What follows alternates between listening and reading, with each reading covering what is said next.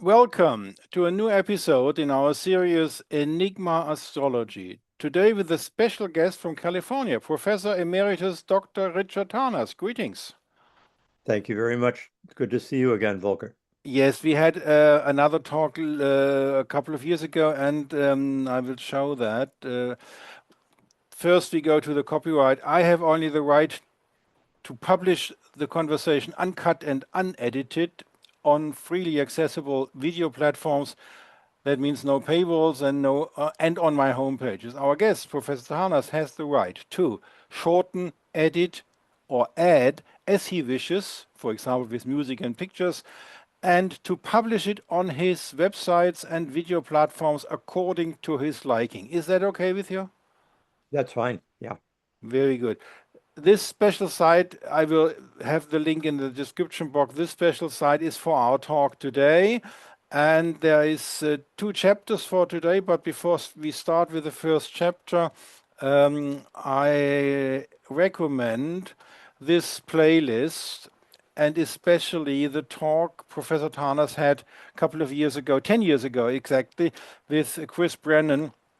It's a long talk, and all the biographical information and all about his how he became who he is up till 2016 is in that video, so we don't have to talk about that. So the first chapter is mentioned here. In March 1976, astrology started to call Professor Tarnas. And in 2006, which is 20 years ago, his book Cosmos and Psyche was published. And we start our today's talk. What happened since then? The stage is Ah, yours. well, I should just mention there was a bit of a prequel to the 1976 date. I probably just have discussed it on in some interviews and so forth, like the one with Chris Brennan, perhaps. Namely, that as early as 1970, in when I was at Harvard in Cambridge, Massachusetts, a young a Jungian a professor at Harvard who was trained by Jung wanted to interest me in astrology because Jung had uh, interested him in astrology, C.G. Jung, and I had not taken the clue at that point. I just thought, here's this highly intelligent person. Why is he talking about astrology? But then in the years after that, I got a little bit more enticed by the possibility that there's something there by combination of reading more Jung, but also Rudolf Steiner. Steiner gave me a sense for, in a sense, how everything physical in the universe is a manifestation, an embodiment of spiritual forces and beings and energies, etc. And that made sense to me in a certain way. And he also made some more specific indications about the macrocosm and the microcosm and the birth moment and things like that.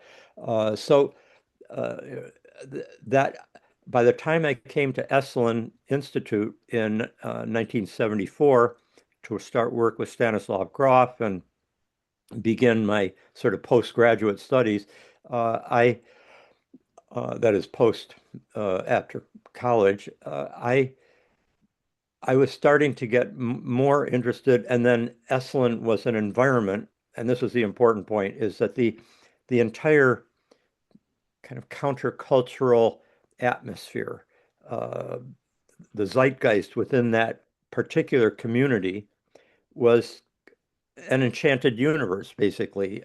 People lived in a world in which things like the Tao and synchronicities and astrology and the tarot and mystical experiences and psychedelic exploration, uh, ancient shamanic, uh, Asian, Hindu, Buddhist, Taoist, mystical practices and so forth. All these were in the air, and astrology was one of them. And so that's I started reading as early as 1974, a little more seriously, uh, reading Rudyard, Dane Rudyard, and Ptolemy, Tetrabiblos, and a few other texts.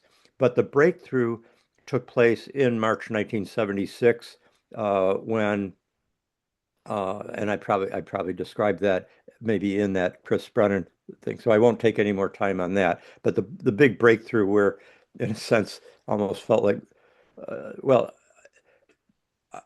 it was a kind of cosmic disclosure, kind of my mind just opened up. It was part of a larger um, death rebirth opening, a spiritual rebirth, getting a lot of insights about my whole life, but also the whole sense of how the archetypal dimension of being saturated the cosmos and the human psyche, and that astrology was a kind of means by which we can recognize the the underlying patterns, archetypal dynamics, specifics, timing, birth chart, natal transits, all those things, which I had just been looking at the edges of, suddenly came in with great, like an epiphany, a great epiphanic force. And from then on, it became a very serious study.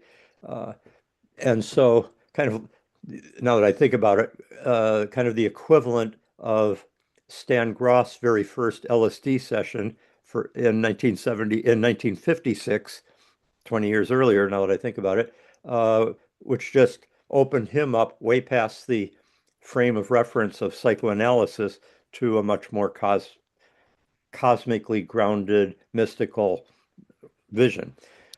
And for the viewers, tomorrow we will have a long interview with Professor Becker Tarnas, assistant professor in CIIS, and she will talk about her research on the biography of Stan Grof.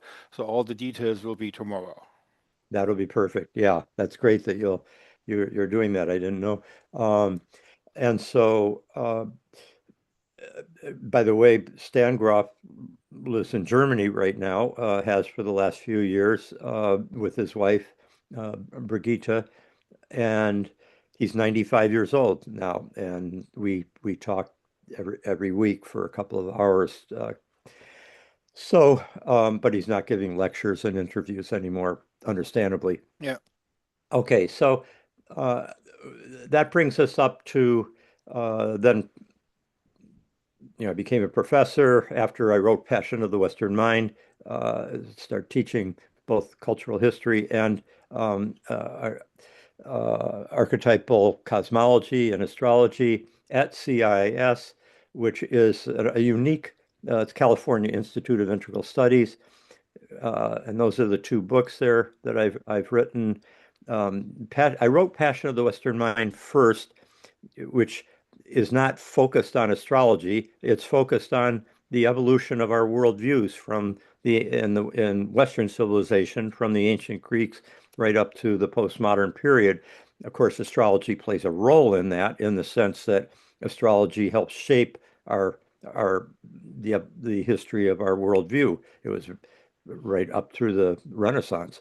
But then, having written that, I was offered a position to start teaching in graduate schools, and so I moved up to San Francisco and taught there for 20 years. But what's unique about CIIS is that, even though it's an accredited graduate uh, school, it is open to a wide range of um, perspectives, spiritually informed, esoteric, etc. And that's the program I founded there, the Philosophy, Cosmology, and Consciousness program. I founded it in the early 1990s, and ever since then, there's always been, on average, about 100 students, both master's and PhD graduate students taking the program with a number of people who are interested in, well, philosophy, cosmology, both in scientific, uh, like evolution of the cosmos and so forth, but also in the esoteric sense, how our cosmological understandings have evolved, and then consciousness, particularly from the point of view of the um, depth psychology, William James, Jung, and transpersonal psychology, Stan Gross work, and Stan and I worked there for many years. But the whole reason I wrote Passion of the Western Mind was to lead to this book, Cosmos and Psyche, because I wanted to establish a credibility in the intelligentsia to some extent by writing competently about the larger history of our of philosophy and religion and science and our worldview. So then Cosmos and Psyche comes out in 2006, which is 20 years ago, and that contains a basically both a kind of recap of the evolution of our worldview up to the modern, very briefly, and then opening up to the evidence that uh, many of us have been working on in collaboration to research, to discern potential correlations between the the underlying quite clear, even vivid patterns of history, like all the major revolutionary periods or all the periods of enormous um, religious awakening, spiritual, uh, uh, mystical waves of experience, such as happened in the German-speaking countries and in the Rhineland mystics, for example, that whole wave that came through at the turn of the 14th century, or the cultural renaissances and so forth, to just track those and see how the um, movements of the planets, when looked at, drawing on the symbolic meanings that astrologers have over the last many millennia, but particularly with respect to the outer three planets discovered in the modern period by telescope, for which we have the most um, evidence, data of correlations, but also for which we have a virtually unanimous consensus among practicing astrologers about their meanings: Uranus, Neptune, and Pluto. Uh, those with the planets that were known to the ancients, by visible to the naked eye, out through Saturn. Um, by looking carefully at potential correlations between the movements and patterns of the planets with respect to the Earth over the last 2.5 millennia, uh, with the major historical events, trends, cultural breakthroughs, transformations, uh, uh, notable periods for various reasons, both problematic and uh, emancipatory or progressive, etc., whatever they were, to look at carefully how the symbolic meanings that astrologers have just concluded were connected to specific uh, planets and the sun and the moon, correlated with these quite vivid patterns and events, trends and epochs of human history. And so I set that out in Cosmos and Psyche. And I didn't do something that has been a major focus of my work going back to the mid 1970s with Stan Grof, in other words, going back 50 years.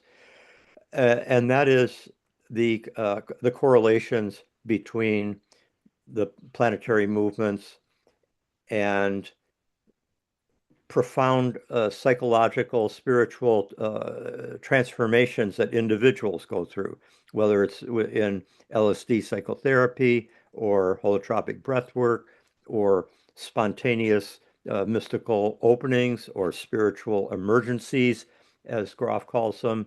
Um, yeah, it was originally that was the focus of our research in the beginning that completely persuaded me of and Stan Groff of the extraordinary uh, value of astrology, even to the point where, as Groff has put it, uh, he calls archetypal astrology, and I can explain why I'm adding that word archetypal.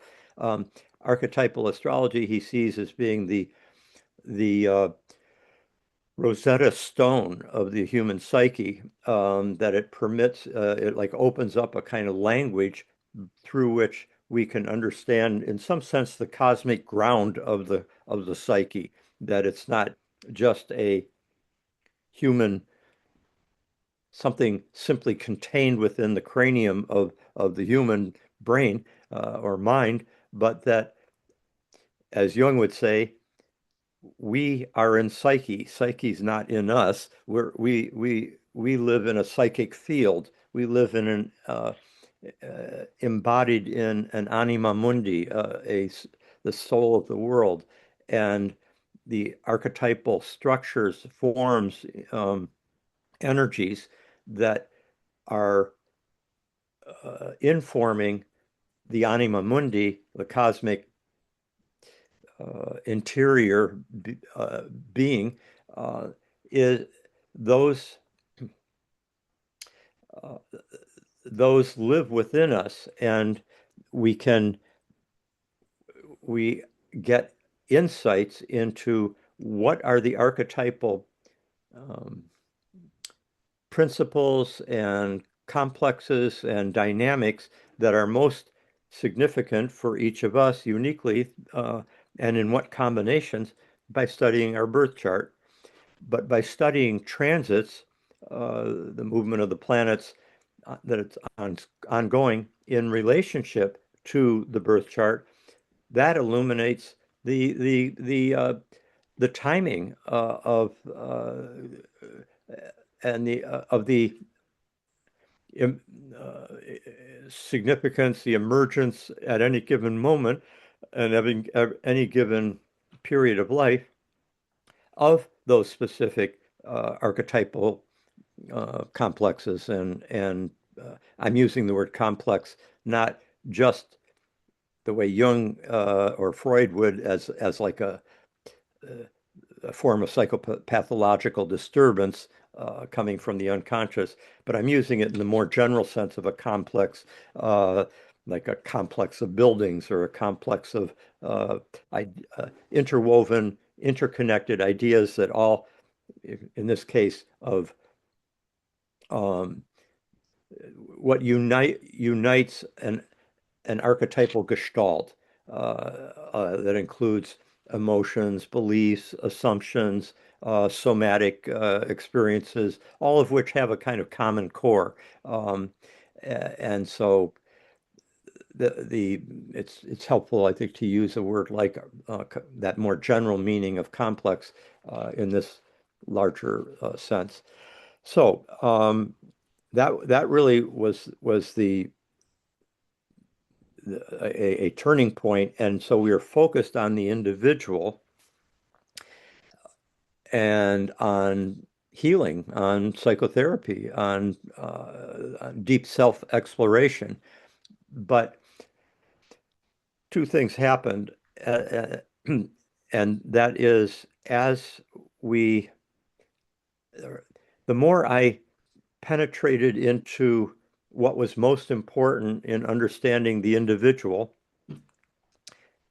both as a whole in the course of a lifetime, but also in terms of the dynamics, the shifting dynamics that happen in the course of life from year to year, from week to week.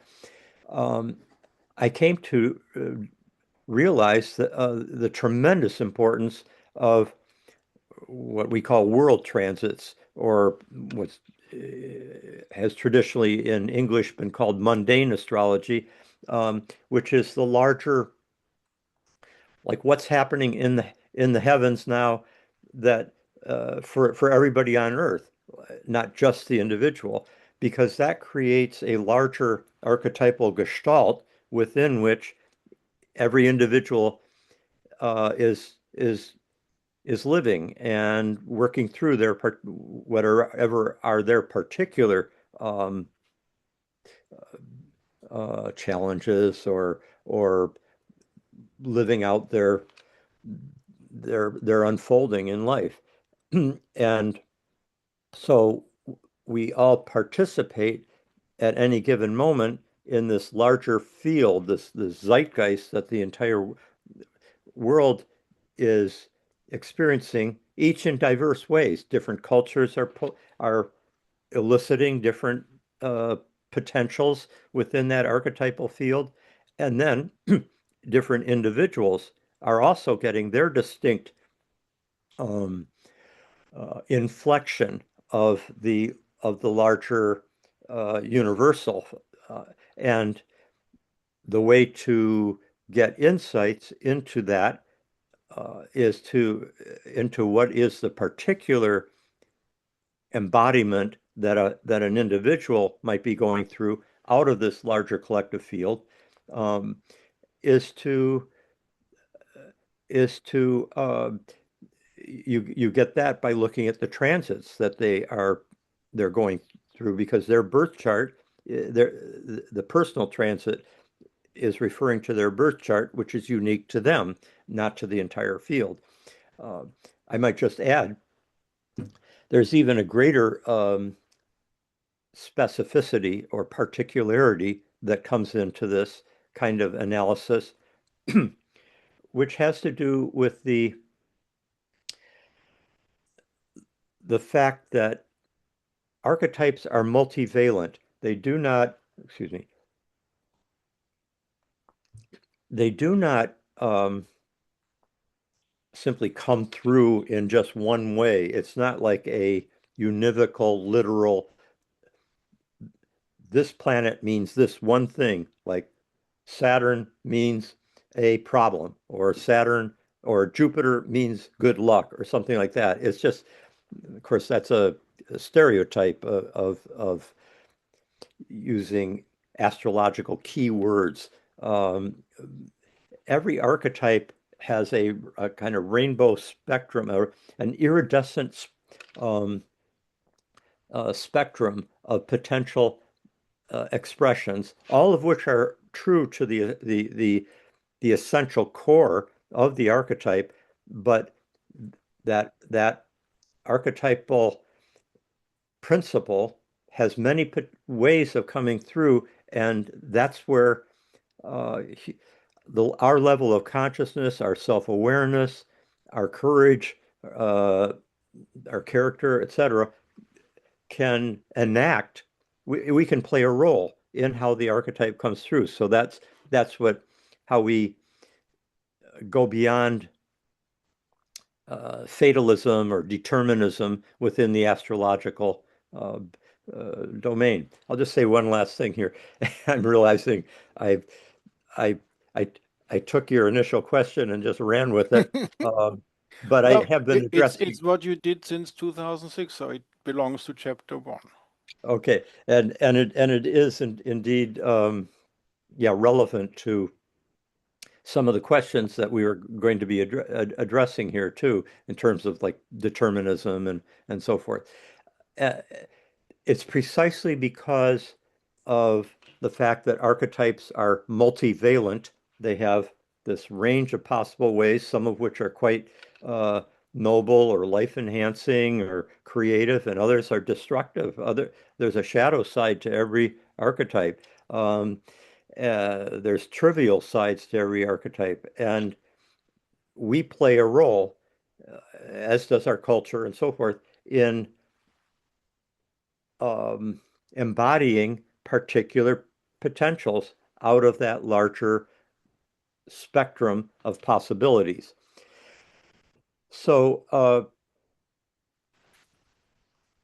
even when two people, I already mentioned that everybody might be participating, as we all are, for example, right now, we're all participating in um, the Uranus trine Pluto alignment or world transit. That trine between Uranus and Pluto is part of the larger field that we're all in. Um, One of the manifestations of that is uh, empowerment of technological advance. And AI, for example, has been totally, it emerged fully under this Uranus trine Pluto in these last few years, and it is really cooking right now. The speed with which AI is both advancing with technically within its own terms, but also the speed with which it's being assimilated into our society is just kind of spectacular. That's the Uranus trine Pluto. We're all participating in it, but we're experiencing many different sides of it, depending on whether you're trying to whether you're somebody who's working in Silicon Valley and very much on working, let's say, in a startup that's using AI, that your whole future success is going to be dependent on implementing AI for your particular startup operation. So you're all on the side of its positive potential and progress, et cetera. If you're working at I would like to rein you in a little bit because now we are in the future from 2026 to the future, whereas we should still have a little bit talk about the last 20 years since okay, 2006, okay, if all that's right. okay. Yeah, yeah, I will pull back. Just to finish that point, though, is simply that other people are looking at the entrance of AI into our life as potentially catastrophic or really hard for them to deal with. Yeah, yeah, They might be teachers who are dealing with students who are just turning in papers that have been written by AI. which is true. Nothing. Yeah, which is true. Yeah. So anyway, so that's an example of the same Yeah. transit. Saturn Neptune conjunction we're all under right now has different inflections as possible. Okay, now in the last 20 years, I I have continued teaching for most of that time as a full-time professor, and then I retired. Uh, it's really semi-retirement, but I retired and became professor emeritus in 2023 after 30 years of teaching there at CIIS. That was And our last talk when you did that. We oh, had our last talk about that time. thank you for reminding me. And so, but since that time, I've continued to give public lectures for this and that, Jungian organizations or astrology conferences and a lot of podcasts and so forth. One of the things about teaching, also about doing a podcast, or about giving a lecture, is that it helps one it helps one organize the material that's in one's head to be able to articulate it in a way that might be most easily understood, intelligible to the person, the audience that you're talking to. And that can be very helpful in what has been really what I am hoping to do for the remaining years of my life, which is to get out the the books that have been gestating in me since 2026, or yeah, since 2006 rather. Um, these books that are all now kind of coming to like my daughter's 8 months pregnant. She's going to give birth in another in another month I to a know. second Yeah. child. Yeah. I feel a bit like that in terms of books. Yes. I'm very So how many twins books in your body are coming out soon? What are the two books which will see the light of day earliest? uh well, I'm one of those. I think it's a one is going to be in uh in the world of archetypal astrology. Okay. Uh and it will be something. I'm not going to say too much about it, being an author who um, likes to have it until it comes out, a certain amount of um, a certain amount of um, respect for the fact that it's not yet born yet. Yes. And Okay. yeah, but it's going to be something that will be much more accessible to many people. Cosmos and Psyche is like a graduate level book, and well, I think it's understandable to many people, but it does require a certain dedication, perhaps sophistication to some extent to really take it in. This next one still going to be addressed to an intelligent audience, but something that could be much more useful in an everyday way, Okay. and Okay. perhaps more widely accessible. But the other is going to be something that relates to what has been my major focus since 2006. Now, you have to understand that the archetypal astrological work, I mean, that continues, I mean, every day. If you're deeply into astrology, hardly anything happens, whether it's in the news or it's a film you're watching, or it's a relationship, somebody you're close to is going through changes or whatever. You look at it astrologically because it illuminates it. There's really nothing in your life that isn't illuminated by a uh, a well-informed astrological perspective. So astrology continues to be very vital to me every day, and I continue to do research. I kind of can't help but keeping track of these things. But that's been going on for 50 years, and the astrological books that are in me that are still going to come, they carry the so much of that research is I'm finally going to bring out now, but it's from 50 years of research. It's not just from the last 20 years. But in terms of this other side, the other book that you were asking me about would be the one of two books that would be first to see the light of day.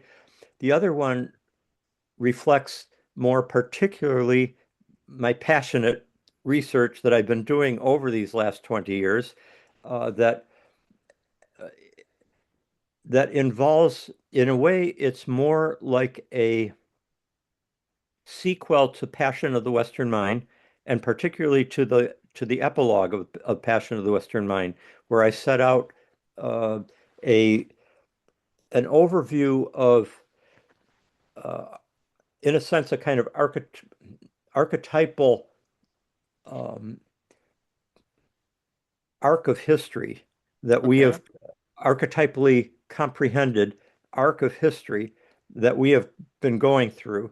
And I gestured at that, or articulated a kind of early form of that in The Passion of the Western Mind, which I wrote in the 80s and was published in 1991.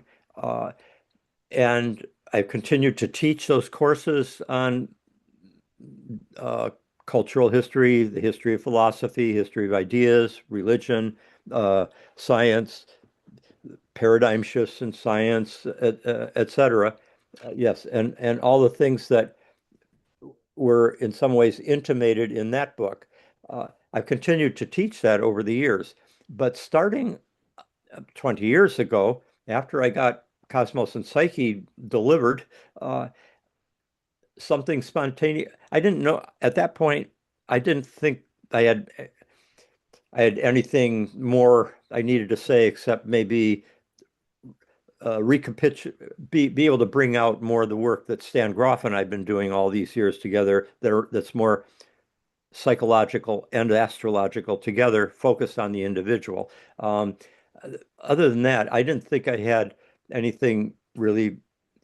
I think a lot of writers feel that right after they finish a book, that's taken years that they've given their whole to. There's a kind of sense of creative fatigue, exhaustion, a sense that you have uh, given all you've got, and not quite the libido is not there for another big project or anything like that. You don't see it on the horizon. But what happens, I think, is in the deep psyche, uh, if you're going to be called to do something, it starts developing inside. You don't even know it's happening, but you follow up this, you read that book, you get kind of excited about this idea, and then you start taking notes, and lo and behold, after a few years, you realize, wow, this is something I really want to present. There's a vision emerging that's much fuller than I had before, and that it encompasses everything I've done so far, but is going to, but I can see a way of presenting it in in a form that is, at least to me, much more satisfyingly encompassing, embracing, and profound, and also relevant for our current crisis. Because in many ways, and that's again what this second book will be addressing, is understanding our moment in history within the larger frame of reference of our entire history, not only Western civilization, but human history, and even embedding human history in the evolution of life of the earth, because the more we recognize the nature of our crisis today, we have to recognize that Homo sapiens is rather late on the scene. It's been incredibly um, it's had an incredibly dynamic, potent influence on the entire planetary biosphere, even on its geology. And Our future absolutely depends on what our relationship is to this larger unfolding life process and the whole community of the earth, as it were, uh, which in turn is part of a larger cosmic whole, and the solar system, the macrocosm, and so forth. So um, I am particularly going to be in this second book. While I I won't be expecting um, technical knowledge by readers, technical knowledge of astrology. It's going to be written for uh, people who are what we call intelligent general readers. Uh, Okay. Not You don't have to be a specialist in philosophy or in psychology or in astrology, um, but you just have to be interested in where we are today, how we got here, what's the, is there any perspective that we can um, bring to our awareness that helps make intelligible and perhaps bring more hope to our current situation? And Um, when can I read it?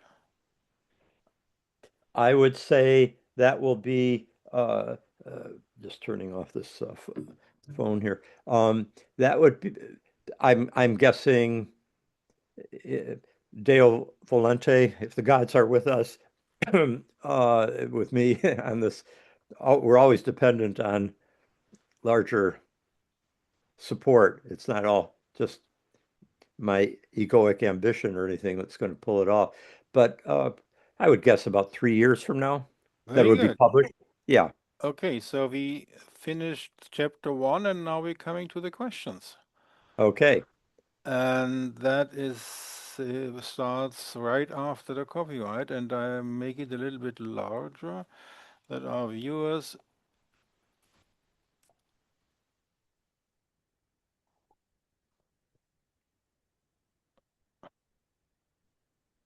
So, okay. The first question we have is, how should we understand the remarkable historical correspondences between planetary cycles and cultural transformations without falling into deterministic thinking? Okay. So let's start with that. And uh, in a way, I just touched on it, but I will now bring maybe greater. I'll unpack that more. The whole idea of these are the planetary cycles, if they're connected with cycles of archetypal, um, the unfolding of different archetypal energies in concert with each other, like Uranus with Pluto, Uranus with Neptune, Saturn with Pluto, etc. And if we think of it in musical terms, you could say that these large scale outer planet world transits, conjunctions, oppositions, squares, trines, these are these could be compared with the larger chordal structures of a symphony, let's say. Uh, uh, but what what melodies we bring to those chords. I mean, the timing is given in a sense by the planets, but the and by the archetypal, by the gods, as it were. But it's up to us what songs we sing to those chordal structures, what melodies we bring, what genres. I suppose the genres could be compared to what each culture brings: jazz, Western classical, uh, Indian classical, Afro-Cuban, whatever it happens to be, hip hop. The genres are often a cultural phenomenon, but the individual is the one that brings the melody, that brings the particular uh, enactment of that archetypal potentiality. And so that's where free will comes in. That's where our agency comes in. And this gets to that second question. How has my engagement with archetypal astrology changed my understanding of freedom, agency, and moral responsibility? Um, there's no question that these archetypal energies are quite potent, overwhelming, as Jung would say very often. They can sweep through a culture as well as sweep through an individual. Think about an individual who gets really, really angry about something that happened, and they kind of lose it. They're enraged. They lose their center in some sense, and then 10 minutes later, or a week later, or a year later, they look back on that and what they did in response to that kind of uh, state of rage that overtook them, and they say, What was I thinking? I just see, oh, I can see the other person's point of view better now. I really overreacted. What took over me? Well, what took over was an archetypal complex. It was um, uh, something that had biographical background, um, traumas behind it, etc. But the archetype gets opened up at that point, and that person lived it out. It was a possession state. Well, that can happen to a whole culture as well, as we know only too well. In Germany in the 1930s and 40s, in the United States right now, uh, uh, a whole society can get swept up in quite problematic archetypal possession states. And so in terms of that, that's a case where, in a sense, freedom, agency, and moral responsibility might seem to have been swept to the side. But in a sense, it was swept to the side by acts of moral responsibility or irresponsibility. It was swept to the side by our own agency at some point. And once we realize that there is nothing about a particular archetypal potential that has to come through in that way, but it is open to, it's susceptible to multiple ways of coming through. You could take that same energy and put it in a very different direction. Um, that's why, let's say in the case, let's say two people, let's say there's a Mars-Pluto conjunction in the sky, and it's going across two people's birth charts who happen to have Mars, let's say, or maybe the moon, at that right where the Mars-Pluto conjunction is in the sky. And they have their natal moon, let's say, right there. Except that, and these two people come into interaction, and one of them is enraged and does something really aggressive or violent or an assault, and the other person is on the receiving end and is a victim of it. It's the same archetype or archetypal complex and combination, but the two people have experienced it from two different um, perspectives, two different sides of the gestalt, but it's the same gestalt, but they have embodied it in complementary ways, as it were, or polarized ways. The classic example of this internationally is Israel and Palestine, whose birth charts are identical because they were formed at the same moment, May 14th, 1948. And boy, have they been living out that birth chart in tremendously tragic ways. Obviously, we won't go into that today, but that's an No, example. because then this channel would be canceled. So you better don't go into politics on our talk. Okay. But but all I'm pointing out is that there's multiple ways of embodying and experiencing an archetypal energy or complex. Just as the individual does, so also does uh, uh, a nation. So it's not a matter of determinism. It's a matter of what kind of love, consciousness, intention, level of self-awareness that we can bring to the the task, Yeah. to the enactment of the archetype. Can I just say one other thing Yeah, sure, sure. about this question of freedom and agency and moral self-responsibility? And that is, the more self-awareness we have, the more we can embody, participate in that archetypal field with with our own agency, with our own self-responsibility intact, because being self-aware helps us be aware of our shadow potential, to be able to work with it. It's not just unconsciously taking over. And when you bring in astrology, you suddenly have this incredible tool for knowing what archetypes are are being stimulated right now, are being catalyzed, are more active. And we also know our own birth charts uh, with greater, and therefore our own psychic potential and tendencies, and potential negative tendencies, our shadow, etc. We're more aware of it.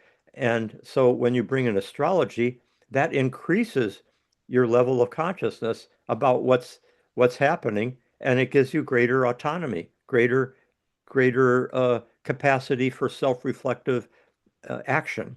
And so astrology can actually liberate us from determinism rather than subject us to it. That's the that's the key point. Um, okay. Um, Next question. You have written extensively about archetypal cosmology. In what sense are archetypes ontologically real? And how does astrology illuminate their relationship to lived experience? so with this important question,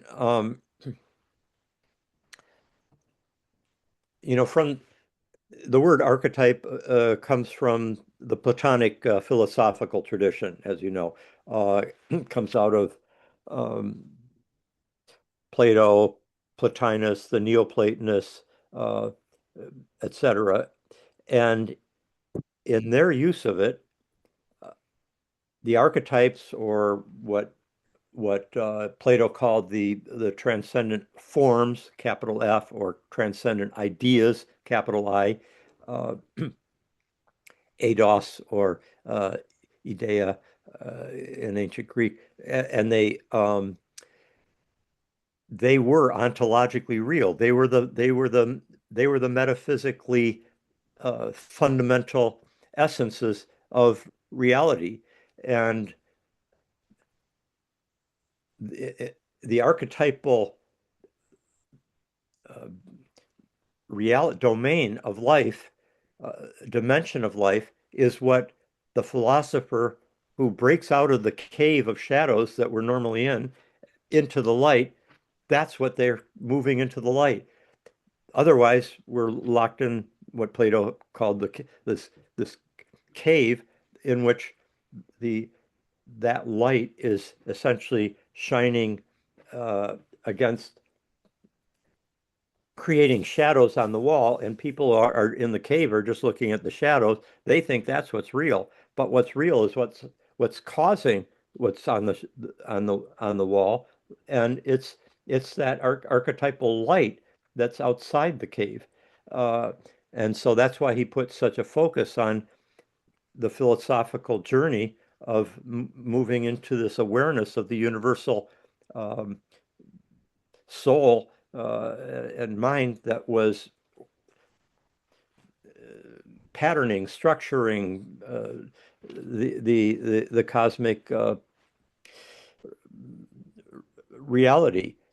Okay, but and Passion of the Western Mind kind of tracks this whole evolution of how the Platonic view, while being extremely influential on Aristotle, on um, Copernicus, even on the birth of modern science, etc., but it still eventually gets overcome by our modern philosophical, scientific view of the world as being disenchanted, that it's better understood as not in terms of any transcendent archetypal uh, powers, principles, ideas, but just uh, as either separate atoms, entities that are material in matter and energy, uh, without any intrinsic, divinely informing uh, I, universal ideas, cosmic principles, archetypes. No, it's just matter and energy randomly evolving. And so, or it's processes. It's just we're may not be separate entities, but it's quantum relativistically understood processes in action. Um, and but then Romanticism in European culture coming out of the late 18th, 19th centuries, it really kind of reconnects with the archetypal, the mythic dimension, um, the numinous dimension. Still, it tends to get seen as mainly something that is subjective. Our poetry, our music, our spiritual aspirations is more that reflects the human soul, the human psyche. But the world itself, the external world, is seen as being disenchanted, material, just not ensouled. And then Jung comes of age within such a frame of reference. But as he's doing his research and as he's paying attention to his own psychological life and that of his patients, he recognizes that the spiritual dimension of being and what he came to call archetypal forms seem to be indeed very real, but he sees them as psychically real. He says we can't really know what's outside the psyche. We only can study the psyche as good empirical scientists. And it's quite clear that the human psyche is archetypally informed, and they have experiences that can be understood in terms of uh, gods and goddesses, or the divine child archetype, the great mother archetype, the birth archetype, and so forth. Um, Even a God image is clearly very real, but we have to understand it psychologically. You can see how much he is continuing his loyalty to Immanuel Kant philosophically in those statements. But he's from a pretty early stage of his career, certainly from 1911 on, he starts studying astrology. He also starts studying uh, the the I Ching, and he also is paying attention to certain coincidences that seem to happen both to him and to his patients and colleagues and so forth that seem to be remarkably meaningful, but there aren't any kind of mechanistic linear causal connections between them that can be seen. And at the same time, it's as if some meaning is being expressed in the inner world and the outer world at the same time. And there are so many of these meaningful coincidences, which he calls synchronicities, and they can have such uh, powerful significance in a person's life, even transforming their life experience, their sense of meaning in life, uh, and they take place in such a wide range of ways that he finally, after many years, uh, writes up his reflections on this. First gives it as a talk, 1951, at Aranos, on synchronicity, and then he writes a monograph, 1952. It's published, called uh, Synchronicity, an Acausal Connecting Principle. This also is coming out of his collaboration with the physicist Wolfgang Pauli, excuse me, who was one of his patients, but also an intellectual collaborator in later years. And so at that point, Jung starts seeing that archetypes can't be confined to the interior psyche. They are, they seem to be operative within a larger psychic field that informs both the external world of nature, even the whole cosmos, uh, and also of the interior human psyche. And he calls that the like the unus mundus, the one world, that that level of reality that is archetypally informed, and then it expresses itself both inner and outer. And so, in that sense, Jung has come full circle and reconnected to the Platonic philosophical vision. He actually Yes, brings in, yes, that's true. Okay, next question.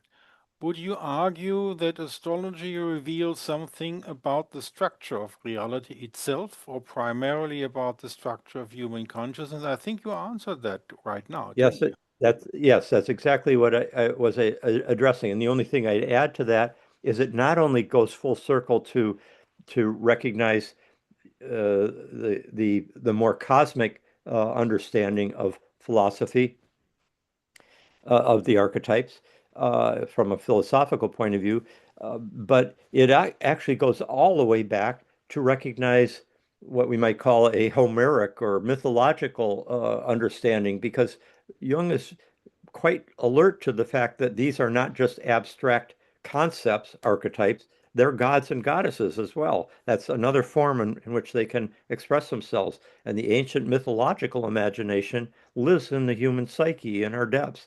But And I think it's magical as well. that's right. Yeah. So um, that's how I would respond to a question about the reality of archetypes. Very good. If astrology is fundamentally symbolic rather than causal, what standards of intellectual rigor should govern its interpretation? Now there's that's an excellent question. And that is,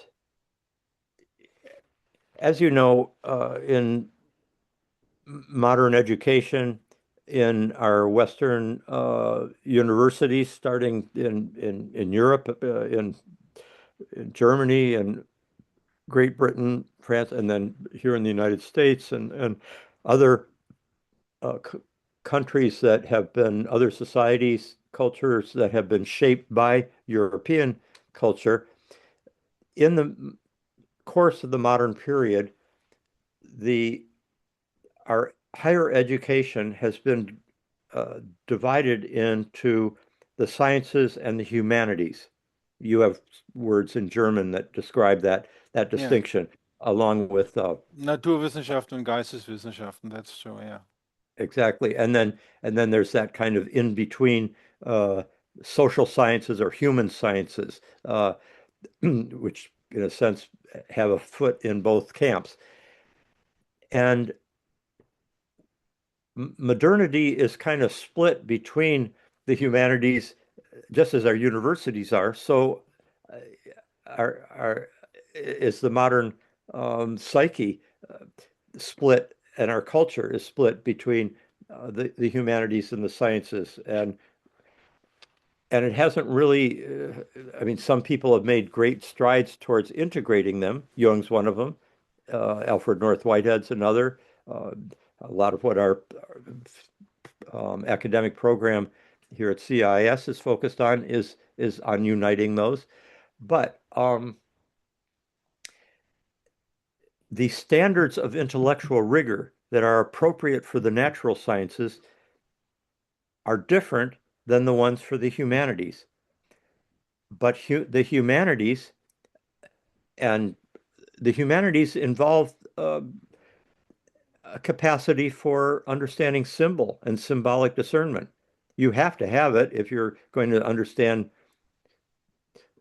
Goethe or Tolstoy or Ingmar Bergman, or try and understand the Seventh Seal or uh, War and Peace without a symbolic awareness, and you're you don't have a foothold. It's poetry, film. I think the most famous person about this context is Avi Warburg, and it's no coincidence the Warburg Institute, which had to flee from the Nazis to London, is today the most important institution about astrology. Ah, I didn't realize that.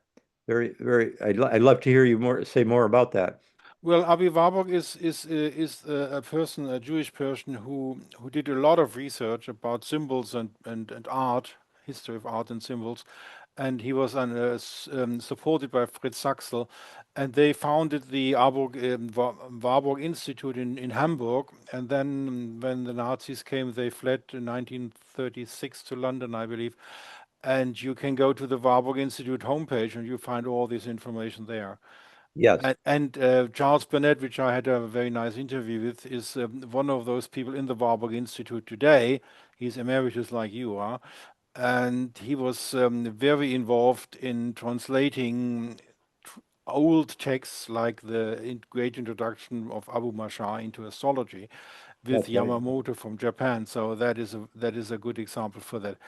I think we can skip the next question Can I because just add one thing? yeah, sure, Um, sure, sure, uh, sure. uh, the Warburg Institute there in London is the place where archetypal psychology was born, because James Hillman, who was perhaps the most significant and kind of creative post-Jungian, he was director of the Jungian Institute there in Zurich back in the 1950s and then and 60s. I think from like yeah through much of the 60s, but he became the leading figure in archetypal psychology, Yes. coming out of Jung, and which in turn uh, was a big influence in archetypal cosmology and archetypal astrology in my own work. I knew Hillman quite well. He published actually Prometheus the Awakener in his spring publications, Okay. but that it was in 1969 when James Hillman and Patricia Berry and I think uh, one other leading early uh, Jungian, um, that is a young Jungian in the late 60s, but the three of them at the spent time in the spring of 1969 there in London at the Warburg Institute, and it was there that they just had this kind of illumination of how the entire imaginative tradition of Western culture was contained there in a certain way, and that it provided an incredibly fertile field for understanding the human psyche. And you can see in Hillman's great early works, like, I mean, certainly in Revisioning Psychology, his masterpiece, but a work that he did called On Senex Consciousness. One of the most, it's as excellent and a, uh, a treatise on the Saturn archetype as you'll ever see. And that is published in the fifth edition of the Archive Journal, right? Yeah, Archive Journal, that's correct. Yeah, you publish it there. Yeah. Okay. Yeah. I had asked James before when he was still alive, whether we could republish that for Yes. this audience, and Yes. he enthusiastically agreed. So we brought it out, I think, posthumously. And Uh, people can read it in the edition of the Archive Journal, which is still available on Amazon. That's right. It's also published in a in the collected edition of Hillman's writings called the Uniform Edition, a volume called uh, Senex and Puer, or maybe the title is Yeah. Puer Okay. and Senex. I think we can skip the next question because you basically answered it already, right? Okay, yeah. How do you distinguish meaningful synchronicity from confirmation bias without reducing either to purely subjective interpretation? Is that answerable? I'm not sure. Yes, I think it's important that we confront that question because it's so important. Otherwise, if we can't address this, then meaningful synchronicities can just too easily be seen as nothing but a projection of our subjectivity, uh, our our our need to have meaning in our lives gets projected onto meaningless external phenomena, and then we deceive ourselves into thinking that we are living in a meaningful universe, when in fact we're actually in a meaningless, purposeless, random world that we are living in a bubble of our own um, delusion. So it's important to look at this. Uh, uh, if I unpack your question there, where you say confirmation bias without reducing either to purely subjective interpretation. Well, confirmation bias, to the very extent that it is a bias, is is an expression of subjective interpretation. Um, if it's a bias, then subjectivity is distorting the perception. Yeah. Uh, so I think we can properly reduce confirmation bias to purely subjective interpretation just by definition. So now let's look at how can we distinguish meaningful synchronicity, period, from both confirmation bias and from subjective interpretation. I'm reframing your Yeah. question. Yes. Yes. And let me give you an example. I mean, in general,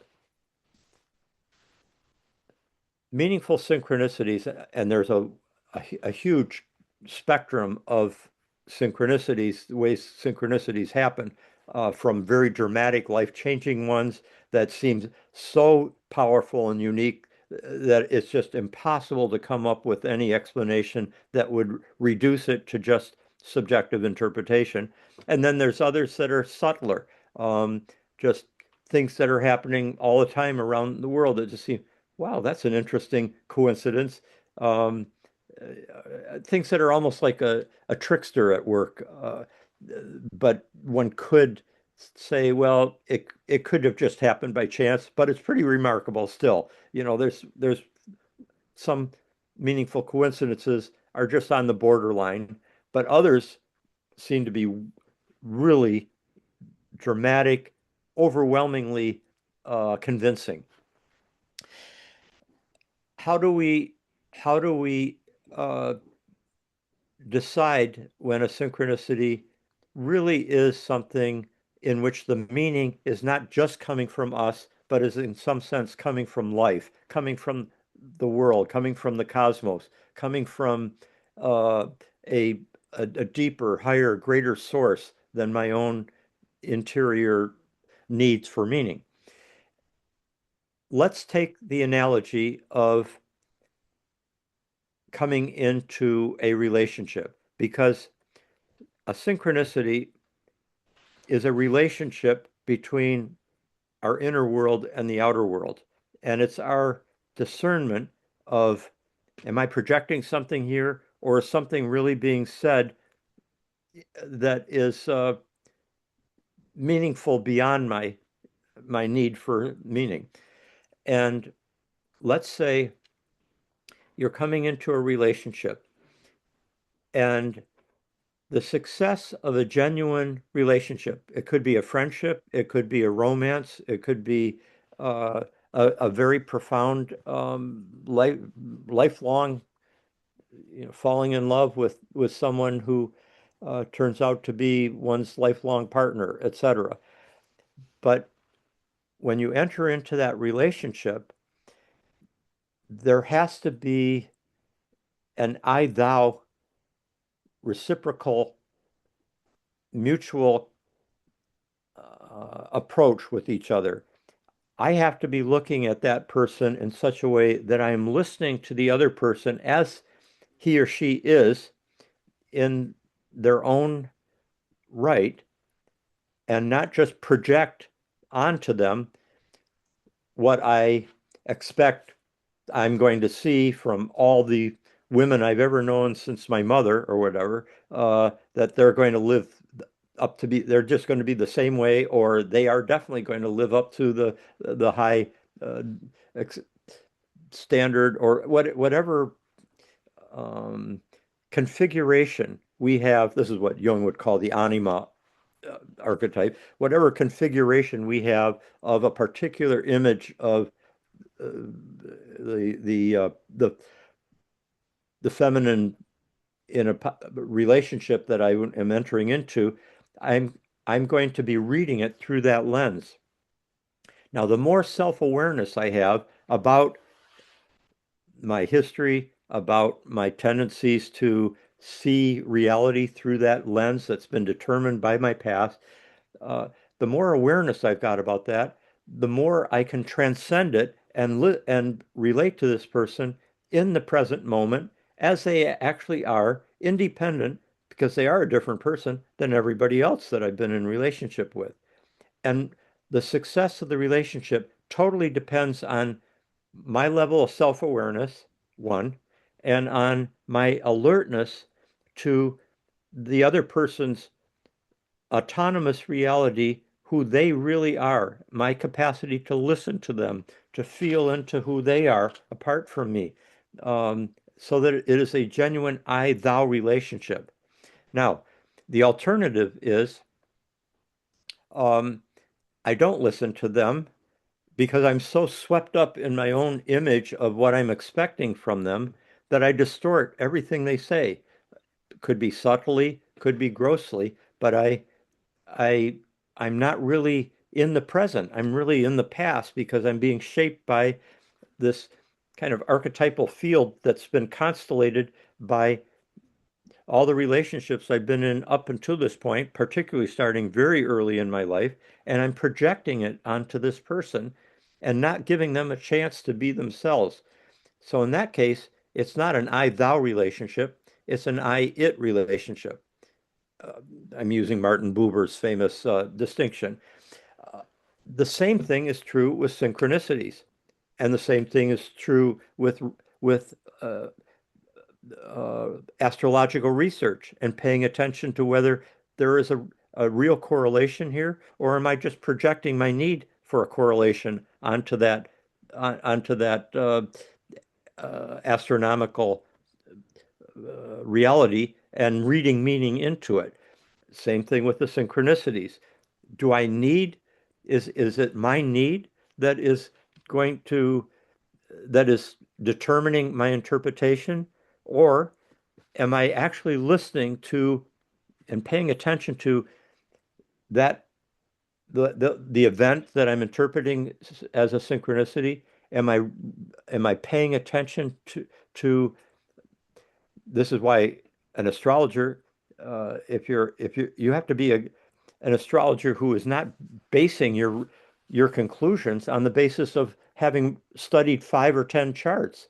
You need to have studied hundreds, thousands of charts. Seen, you need to know how often a particular planetary transit happens, Yes, yeah, that's or you true. exaggerate its meaning. Yeah, that's Uh, true. So you get the parallel I'm trying to make. Yes, yes. This is where we bring in intellectual rigor. It's where we bring in discernment. It's where we bring in the capacity for distinguishing between a uh, a simple biased projection onto a synchronicity or an astrological uh, significance versus simply a projection of my need for meaning. The next question. If astrology has survived for millennia across vastly different civilizations, what does that historical persistence itself tell us about human cognition and our relationship to the cosmos?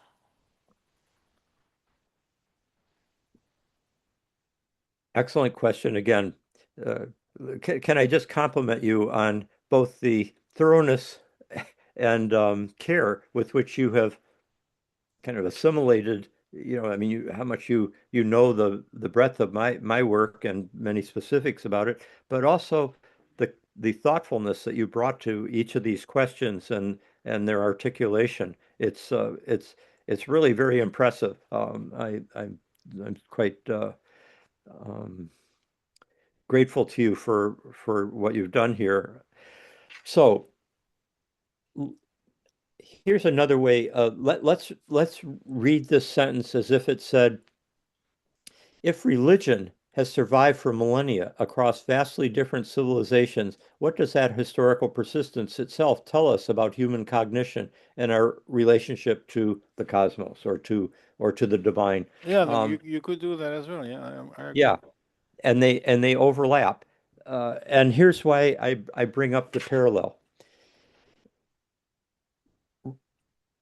Religion and astrology uh, tend to uh, be express themselves, or they come into a given culture and a different era uh, in such a way that it is shaped and takes a form that reflects that era, reflects that culture. So astrology for the the ancient Mesopotamians or the ancient Egyptians or the Aztecs is different than the astrology that emerged in Renaissance Europe, for example, Yes. and different again in the 20th century with our greater focus on individualism, psychology, etc. Uh, and so, and the same thing is true of religion. Astrology and religion can be seen, I believe, as something that reflects a a larger underlying relationship between the the human being and the cosmos and the divine. Actually, in both cases, religion refers to both the divine but also the cosmos, and so does astrology. Uh, and so, um, but it takes different forms. And I suppose there are forms of astrology that could emerge or have emerged in the 20th century, uh, in particular, that were very scientistic.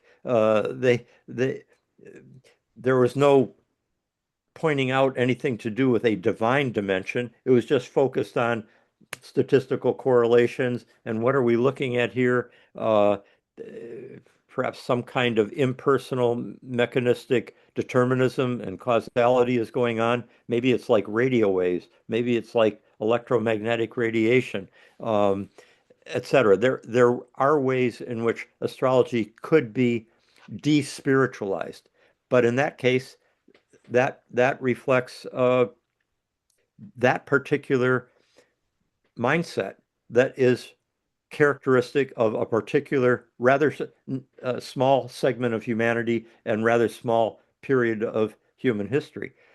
Uh, but the underlying, just focusing now on astrology, my sense of the reason it has survived for all these millennia across vastly different civilizations, taking different forms with each civilization and each era. But this historical persistence, to me, tells me that the cosmos and the human psyche and mind and our cognition, as you put it, they are an ongoing unitive reality, and that's always evolving. And that the default reality, the default position is basically that we live in a universe in which there is no rigid division, separation between the human psyche and interior inner reality and the external reality. There is and world and cosmos and so forth. There is a distinction, and there has been a very important differentiation of our human individual consciousness from the larger field of ensouled universe. But it is that is not an absolute separation, division in the kind of Cartesian form that many of us were educated within, and that many of us experience ourselves as entirely isolated subjects in an objective world. Uh, and that the objective world is just mechanistic and impersonal, unconscious, purposeless, meaningless, while we are a vessel of consciousness that has purposes and that seeks meaning and has spiritual and moral aspirations, but those are all just us, nothing to do with the cosmos as a whole or with some supernatural or divine spiritual reality. That that seems to me, that latter kind of radicalized modern worldview seems to me reflective of a a very significant stage in a larger psycho-spiritual, moral evolution of consciousness that our era, the last several centuries, and particularly the last 100 years, has gone through to its into the depths. In, and so, but it's to me that represents part of a larger evolutionary process. It's an initiatory process.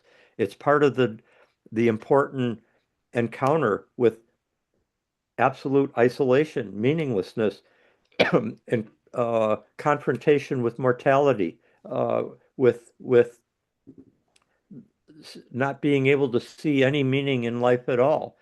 It's a dark night of the soul that is part of a larger spiritual opening. It's that can permit a new form of consciousness that has been both individuated by this long evolution and reconnects to the larger cosmic whole of meaning, whole, WHOLE, the larger um, ensouled cosmos, archetypally informed, the anima mundi, the soul of the world, and that we, as human beings, can not only rediscover the anima mundi, not only recover a relationship to it, as virtually every society has had prior to the modern, but we can have a new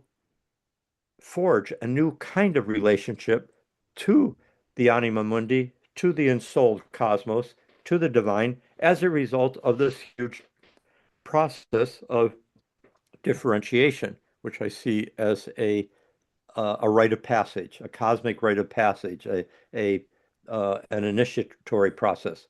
So that That reminds me of Iamblichus, who in three or five Anno Domini took over to be the most dominant Neoplatonist in Upper Maya, where the Chaldean or where oracles manuscripts were in the temple of the Bell Temple, and he describes this theurgy approach, theurgy in English, I believe.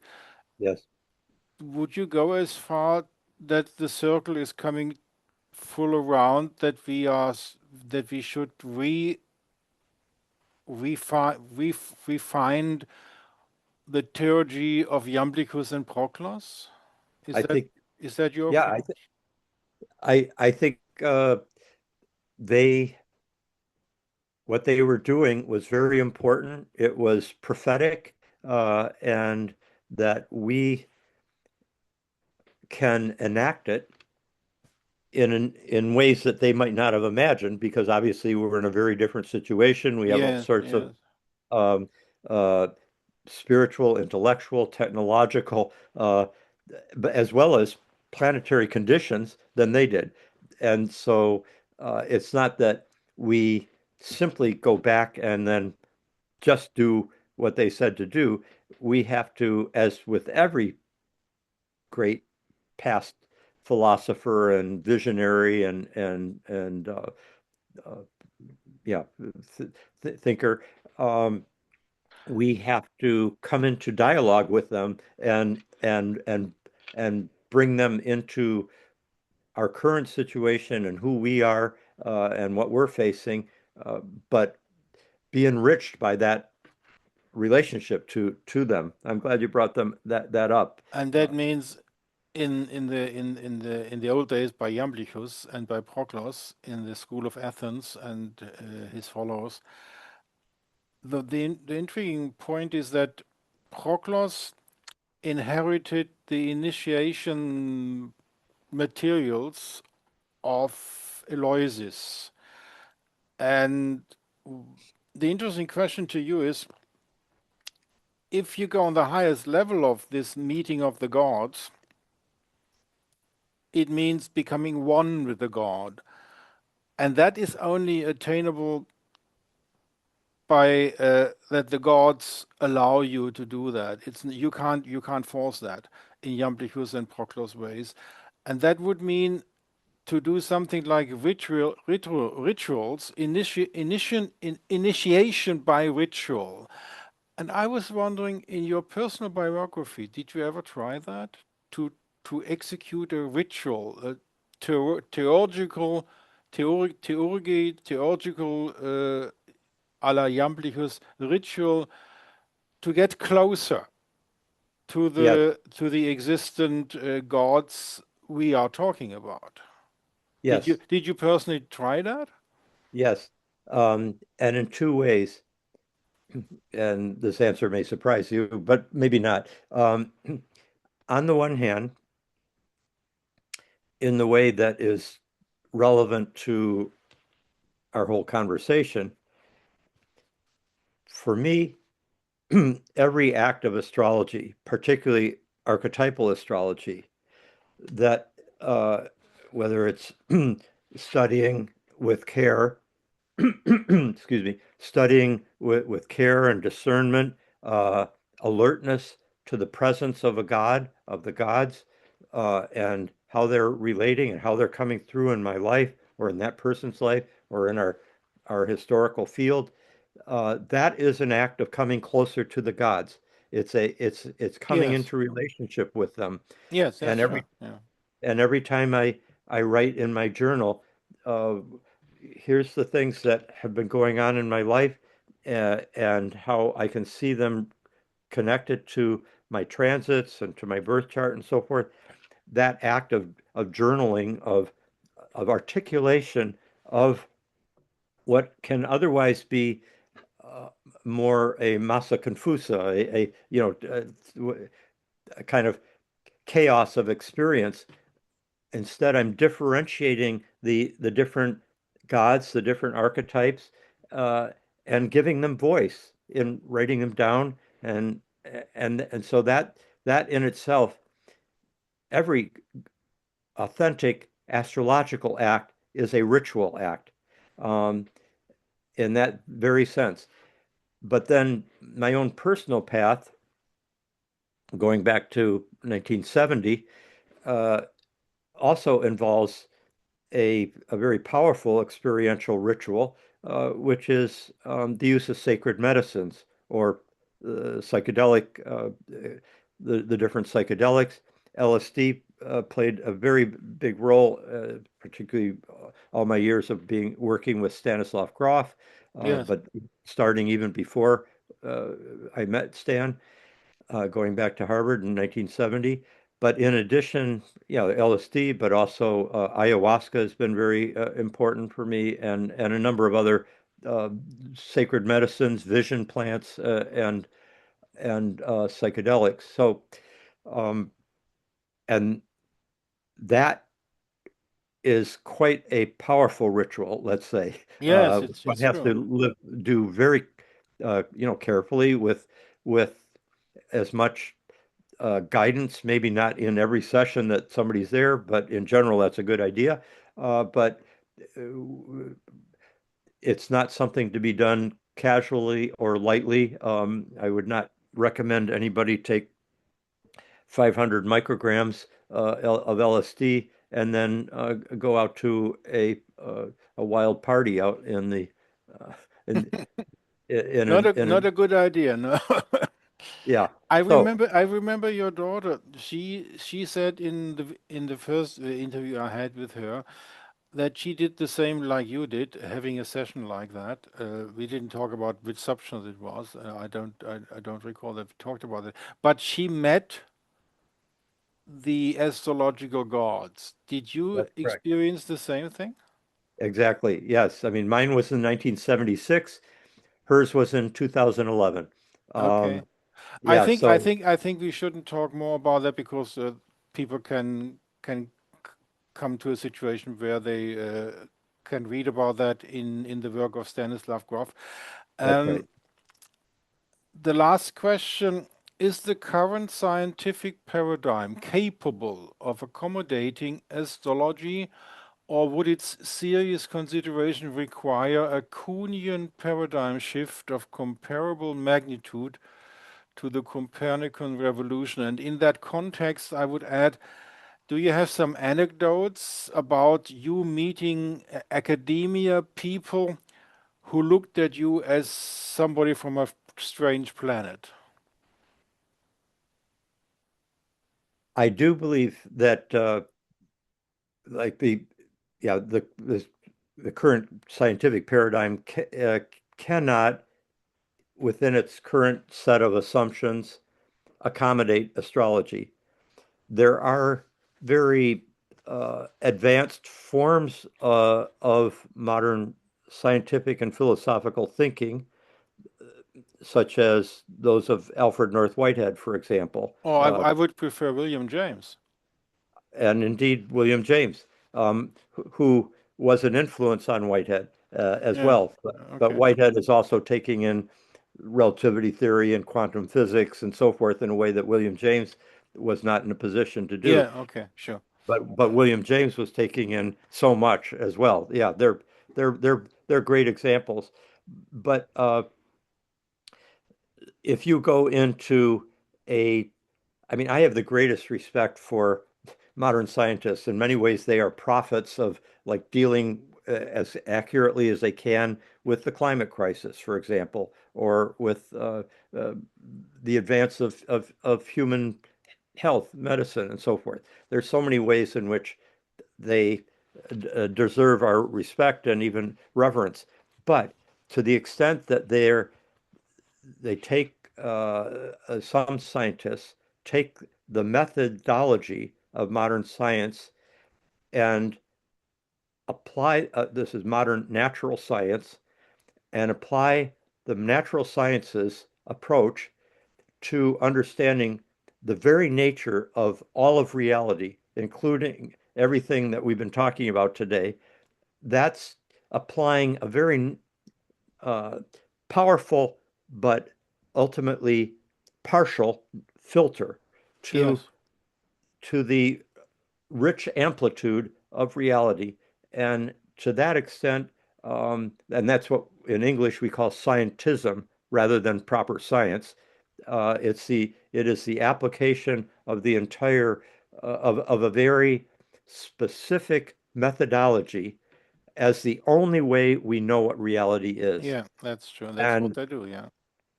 William James would be the perfect uh, uh, antidote to that. Yes. He takes that on right away. He just says, "Well, what's true empiricism? Empiricism has to pay attention to the experience of the human being, and not just to what can be registered through machines and quantitative analysis and so forth." So um, there does have to be a very fundamental paradigm shift. There are scientists who recognize and are working on making that paradigm shift that could accommodate an ensouled cosmos, that could accommodate something like the archetypal astrological vision. Um, but it is not dominant by any means within our universities or our scientific labs, etc. So, uh, and the ones who are working in that direction are working in a towards a paradigm shift that is quite comparable to the Copernican revolution. And that's why in the first chapters the of Cosmos and Psyche, I had a whole chapter on just it's a short one, but it's called The Birth of a New Universe. Yes. Yes. And it's about the Copernican revolution and what it was like for Copernicus and Kepler and Galileo and a very small number of people over about a 50-year period who recognized that we lived in a cosmos in which the Earth was moving, rotating and revolving around the sun, uh, and what that meant, of course, and they were seeing it within a still a spiritually informed position. They uh, that's a whole nother lecture, but still that astonishing paradigm shift was something that the best authorities in all the different cultural uh, structures that whether it was the church or the sciences or the philosophies, they just thought this idea of a moving earth, this is during the first half century or so, of a moving earth was just pure poppycock. It was just Yeah. uh, a complete delusion. And yet these people were holding on. They said, there's something here. And it Yes. gradually and so they basically had a kind of epiphany. It's like a new in Thomas. That's why Thomas Kuhn, when he sets forth his idea of paradigms, the classic paradigm shift, is the Copernican one for him, Yes. and he wrote a whole I book on I that. I know the story, and we have a professor in California, I believe, who is not of his opinion, who wrote a thick book about the Copernican revolution, which wasn't a revolution in his opinion. Do you know about that guy? Are you talking about the one that you wrote me Yes. The, about? Yeah, yeah. yeah. I he's he is not well known. It's interesting, but his what are we looking at something here? No, I'm just trying to get this smaller. I do it this way. Uh, okay, let's see whether I get this. Okay, it's on this side. Yeah, it's called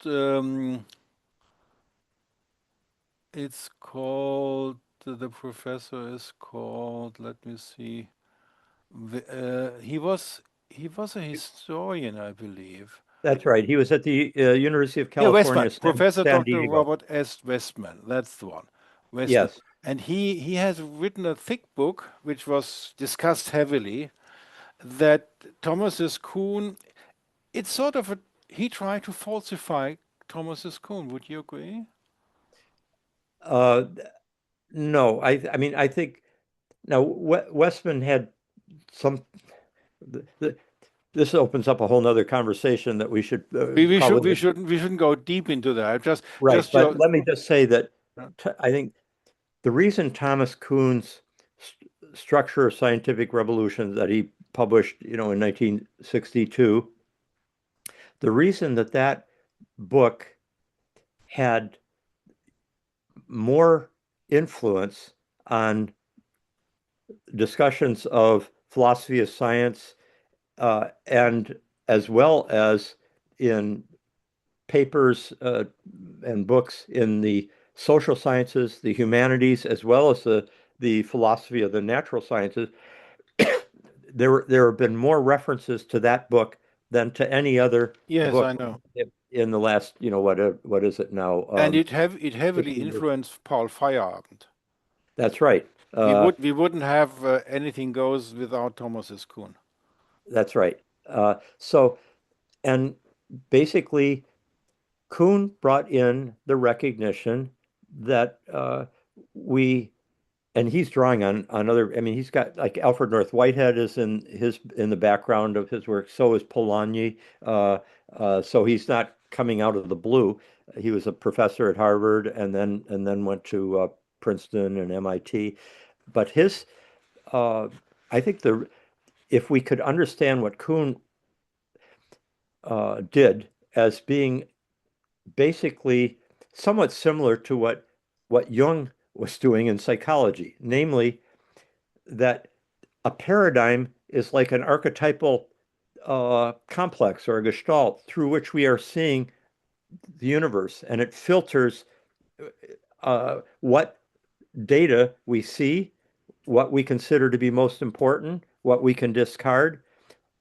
It also filters out what we can't see. It filters out from our vision things because it's not relevant to that paradigm. It doesn't fit that frame of reference. And Kuhn recognized, studying Aristotle carefully and then studying Newton carefully, and noticing that the same words, the same concept took on new meaning gradually, and it's still being used the same as if has the same meaning, but in fact it doesn't. And as a result, there's confusions, and so that Aristotle was basically living in a different world than Newton was, and than we are today. And the idea is that, um, as he said, different scientists live in different worlds. They don't just live in different worldviews. They live in different worlds Yes. because our worldviews shape our world. So that Thomas Kuhn didn't put it that way. I'm putting it that way, that our worldview, in many ways, co-creates our world. Uh, And in, you have something in CIIS. The people in CIS, especially in the PCC program, they live in a different world than people outside of CIIS. Would you agree? I think that's correct, and it's because we, partly through the initiatory rituals that people have gone through, partly through our education, partly through our being in a learning community where we're constantly learning from each other. But uh, the result is that we, if I could put it in a sentence, we live in a participatory and souled universe Yes. that is evolving rather than being isolated human subjects who are capable of meaning and purpose and consciousness living in a world that we assume is meaningless and purposeless and unconscious. Is my impression correct that the only academic institution besides CIIS is Pacifica Graduate Institute, ticking like you, and the rest of the academia in United States is would put you on the stakes and burn you to death if they could? I wouldn't put it that strongly. See, because number one, both of our graduate, by the way, Pacifica is more focused just on depth psychology. Yes, but Uh, they think sort of alike. oh yeah, and I've Yeah, taught there many years, yeah, yes, yes. and yeah, it was But those are part the of their only world. two institutions as far as I can see. There's many learning learning communities around the country that are quite coherent with what we're doing. I Oh, mean, okay. Okay. Institute of Noetic Sciences, for example, or in the UK, the uh, Scientific and Medical Network, places like Findhorn, like Omega Institute, Esalen Institute, uh, Okay. all around, and or the Cosmos Institute with a K. So how large is that network? Is that 10% of the scientific community, 50%? What would you guess? Oh, it's it's a small percentage at this point, very much like Is it still a niche? it's I would say it's a growing niche. For Okay. example, I think you might find it quite interesting to uh, look at the website for the Scientific and Medical Network, because there you would find a large range of, I mean, many scientists and philosophers engaging there in the, and they've been doing this for 40 years in the process of expanding the scientific vision, which they see as being Okay.